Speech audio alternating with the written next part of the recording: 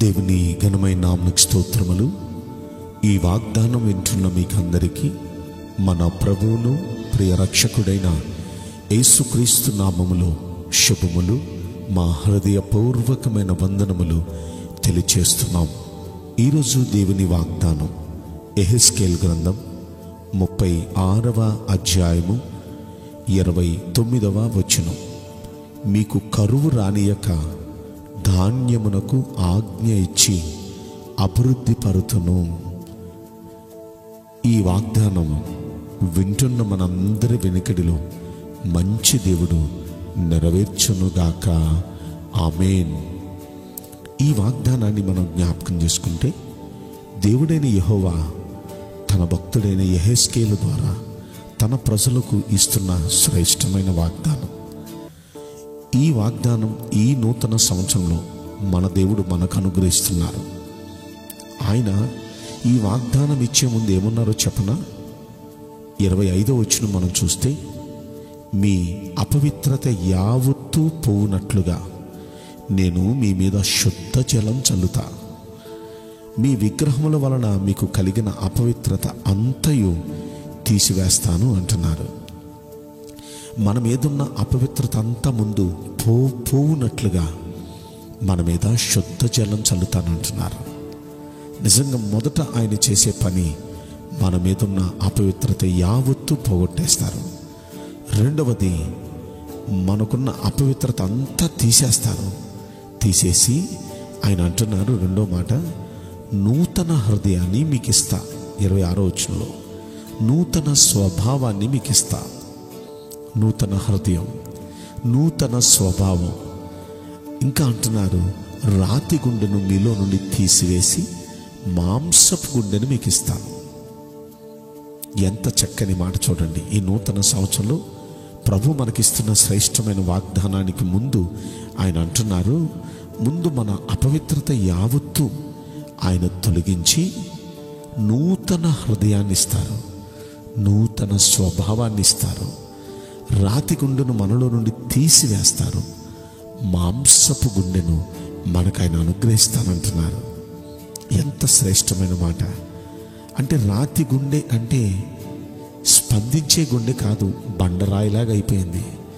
కానీ మాంసపు గుండె దేవుని మాటలకు స్పందించే హృదయం, లోబడే హృదయం. అలా దేవుని మాటలకు లోబడే ఆ హృదయాన్ని ఇచ్చి ఒక నూతనమైన స్వభావాన్ని, పాత స్వభావం మలినమైనది, అపవిత్రమైనది, నూతన స్వభావం, నూతన హృదయం మనకు ఆయన అనుగ్రహిస్తున్నారు ఈ నూతన సంవత్సరంలో. అంత మాత్రమే కాదు, అలా చేసి మన యందు ఆయన ఆత్మను ఉంచుతారంట. ఆయన కట్టడలను అనుసరించి నడుచుకునేవారిగా మనల్ని చేస్తారంట అండి. నిజంగా ఇంతకుముందు సంవత్సరాల్లో ఆయన కట్టడలను విన్నాం, కానీ వాటిని అనుసరించకే ఎన్నో మేళ్లు పోగొట్టుకున్నాం. అయితే ఈ సంవత్సరం నూతన హృదయాన్ని ఇచ్చి, నూతన స్వభావాన్ని ఇచ్చి, మనలో ఆ రాతి గుండెను తీసివేసి మెత్తని హృదయాన్ని మనకిచ్చి, ఆయన ఆత్మను మనలో ఉంచి, మన మీద ఉన్న అపవిత్రత అంతా ఆయన తీసివేసి, ఆయన వాక్యాన్ని అనుసరించి నడుచుకునే హృదయాన్ని దేవుడు మనకిస్తారు. అసలు ఆయన వాక్యాన్ని అనుసరించి నడుచుకుంటే మనకు కలిగే ఆశీర్వాదం ఎలా ఉంటుందండి? ద్వితీయోపదేశకాండంలో 15వ అధ్యాయంలో 5వ వచనం మనం చూస్తే ఆయన అంటున్నారు, ఈ ఆజ్ఞలన్నిటినీ అనుసరించి నడుచుకున్నటకు నీ దేవుడైన యెహోవా మాట జాగ్రత్తగా వినిన ఎడల మీలో బేదలు ఉండరు. అంటే ఎక్కడైతే దేవుని ఆజ్ఞలను అనుసరించి నడుచుకునేవారు ఉంటారో వారి మధ్య పేదలు ఉండరు. అసలు పేదరికం ఉండదు వారి మధ్య. అంత మాత్రమే కదా, ఆయన అంటున్నారు, ఆయన చెప్పినట్లుగా చేస్తే ఆయన ఆశీర్వదించి అనేక జనాలకు అప్పిచ్చేవారిగా చేస్తావు, కానీ అప్పు చేసేవానిగా చేయను అన్నారు. అనేక జనములను ఏలతారు, కానీ వారు మిమ్మల్ని ఏలరు అంటున్నారు. నిజంగా ఎంత శ్రేష్టమైన వాగ్దానం చూడండి. దేవుని వాక్యాన్ని అనుసరించి నడుచుకోవటం వల్ల ఇన్ని ఆశీర్వాదాలు ఉన్నాయి. కనుక దేవుడు ఆయన వాక్యాన్ని అనుసరించి నడుచుకునేవారిగా చేసి ఆయన మనల్ని పేదరికం నుండి బయటపెడతారు. అంత మాత్రమే కాదు, అప్పిచ్చేవారిగా చేస్తారు. అంత మాత్రమే కాదు, ఏలుబడి చేసేవారిగా చేస్తారు. ఎంత శ్రేష్టమైన మాటలు! ప్రియ దేవుని బిడ్డలారా, ఇలా మనం ఆలోచించి మన చెట్లు ఫలములు, భూమి పంటను విస్తరింపచేస్తానంటున్నాడు ఆయన. ఒక్కసారి మనం ఈ వాగ్దానాన్ని మరొక్కసారి మనం జ్ఞాపకం చేసుకుంటే, కరువు అనే మాట రానియక మనకు ధాన్యం ఇచ్చి అభివృద్ధిలోకి తెస్తానంటున్నారు ఆయన. ఈ వాగ్దానం వింటున్న ప్రియ దేవుని బిడ్డలారా, మన పట్ల నెరవేరటానికి మనం చేయాల్సిన పనులేంటో మీరు విన్నారు. మనం ఆయన సన్నిధిలో ఆయనకిష్టమైన భక్తిని మనం చేయటం ప్రారంభిస్తే, ఆయనకు నచ్చినట్లుగా మనం జీవితం ప్రారంభిస్తే, ఇక నిశ్చయంగా దేవుడు చేసే పనులు మన మీద ఉన్న అపవిత్రతను తొలగించేస్తారంట, రాతి గుండెని తీసివేస్తారంట, మాంసపు గుండెను మనకిస్తారంట, నూతన హృదయాన్ని మనకిస్తారంట, నూతన స్వభావాన్ని మనకిస్తారంట.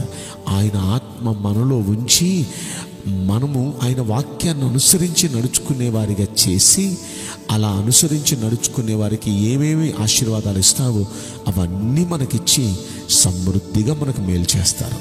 కనుక ఈ వాక్యం వింటున్న మనందరి వెనుకడిలో ఈ విధంగా దేవుడు మనకు సహాయం చేసి మేలు చేయనుగాక.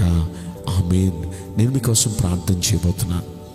పరిశుద్ధుడా, ప్రేమగల యేసురాజా, మీ పరిశుద్ధ బంగారు పవిత్రమైన నామమునకు నిండు మనసుతో కోట్ల కొలదిగా స్తుతులు, స్తోత్రములు, వందనాలు చెల్లిస్తున్నాం. ఈ వాగ్దానం వింటున్న ప్రియుల జీవితంలో దయచేసి ఈ వాగ్దానం నెరవేర్చి కృప చూపించండి ప్రభువా. కరువు అనేది రానియక వారికి ధాన్యం సమృద్ధిగా ఇచ్చి అభివృద్ధి పరుస్తానంటున్నారు. నీ బిడ్డల విషయంలో ఈ వాగ్దానం దయచేసి నెరవేర్చి ఈ సంవత్సరం వారికి శుభ సంవత్సరం అగునట్లుగా మీరు అనుగ్రహించి తృప్తిపరచమని ఈ కొద్ది మనవులు నజరుడని యేసుక్రీస్తు ప్రశస్తమైన నామములో మిక్కిలి వినయముతో ప్రార్థించి బ్రతిమలాడి వేడుకుంటున్నాం ప్రియ పరలోకపు తండ్రి. ఆమేన్. May God bless you all. Thank you.